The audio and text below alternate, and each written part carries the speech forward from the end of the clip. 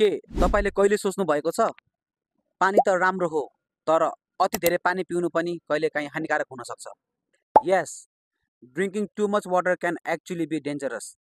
जब तपाईले धेरै पानी पिउनुहुन्छ शरीरको सोडियम लेभल घट्न थाल्छ जसलाई भनिन्छ वाटर इन्टक्सिकेसन। इमेजिन तपाईको बडीले ह्यान्डल गर्न सक्ने भन्दा बढी पानी सडनली पिउनु भयो भने सेल फुल्न थाल्छ, स्पेसल्ली ब्रेन सेल्स। अनि त्यसैले कज गर्न सक्छ हेडेक, नजिया, कन्फ्युजन अनि कोमामा पनि। So the right way is balance.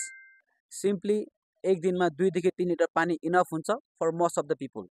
तर तपाईँ एक्सर्साइज धेरै गर्नुहुन्छ भने, स्वेट धेरै हुन्छ भने please adjust accordingly.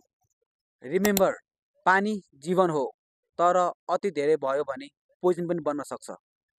So stay hydrated, stay balance अनि यस्तै इन्फर्मेटिभ भिडियोको लागि लाइक, सेयर एन्ड फलो चाहिँ गर्न नबिर्सनु होला।